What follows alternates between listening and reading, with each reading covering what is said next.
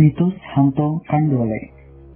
Sepanjang pengetahuan kita manusia biasa, umumnya kita mengenal dua jenis hantu secara garis besarnya, yakni hantu laki-laki dan hantu perempuan. Untuk penampilannya sendiri, biasanya tidak jauh dari kebudayaan yang berkembang di tempat tersebut. Misalnya, hantu vampir yang ada di Tiongkok. Penampilannya sangat berbeda dengan hantu vampir dari wilayah Eropa. Nah, di antara sekian banyak hantu yang beredar, konon katanya hantu berwujud perempuan menjadi hantu yang paling menakutkan. Bukan hanya fisiknya saja yang kadang membuat semua orang yang melihat terkejut, melainkan juga sikapnya yang cenderung agresif. Sebut saja hantu kuntilanak di Indonesia. Tipe hantu kuntilanak ini memiliki perawakan yang hampir sama dengan manusia biasa.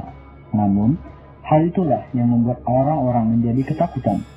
Biasanya, hantu ini diidentikan dengan pakaian putih serta pohon besar, karena memang konon katanya kuntilanak sering nongkrong di atas pohon sambil bernyanyi-nyanyi menakuti para manusia.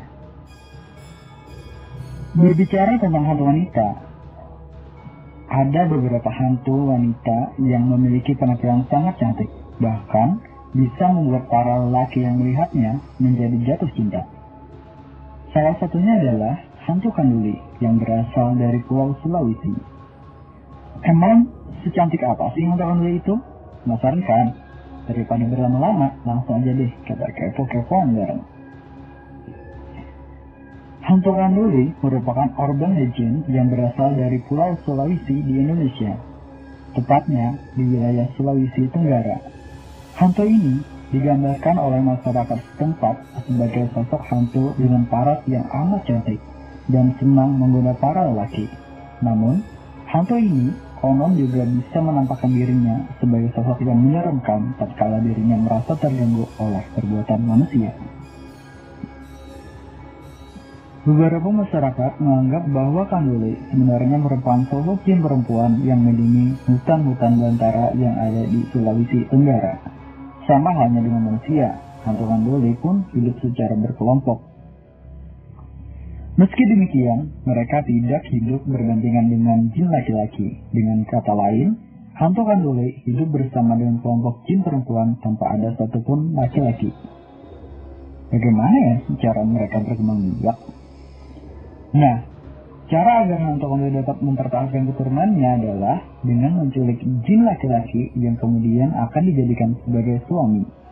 Jin laki-laki yang sudah diculik Kandole ini nggak akan bisa berbuat apa-apa dan mereka menjadi tunduk kepada Kandole. Selain itu, Kandole juga ternyata kerap menjadikan manusia sebagai suaminya. Ketika ada seseorang yang memiliki dendam dengan orang lain, mereka biasanya akan pergi ke paranormal. Nah, paranormal tersebut akan menyuruh orang tersebut untuk menikah dengan makhluk gaib. Salah satunya adalah Kandole. Selain itu, orang tersebut harus menyediakan tempat bagi Kandole di bubungan rumah, serta ranjang pengantin agar Kandole menjadi betah. Konon, karena parasnya yang cantik, manusia pun banyak yang tidak segan untuk menikah dengan Kandole demi melancarkan niat jahatnya. Sebagai jin perempuan, Kandole pun gemar untuk menjahili para lelaki. Konon, Kandole ini gemar memainkan alat kelamin laki-laki hingga mengalami orgasme. Nah, untuk menghindari hal itu terjadi, secara tradisi biasanya laki-laki akan berpergian keluar rumah pada malam hari. Diwajibkan untuk membawa alat penerangan semisal obor atau lampu. Bukan karena Kandole takut cahaya, melainkan hantu tersebut diyakini sangat pemalu sehingga Kandole pun tidak akan mau mengganggu manusia di tempat yang terang. Itu dia guys, kisah tentang hantu perempuan cantik bernama Kandole. Hantu yang cukup unik ya. Apakah kamu juga punya kisah hantu menarik lainnya di daerahmu? Jangan lupa subscribe ya.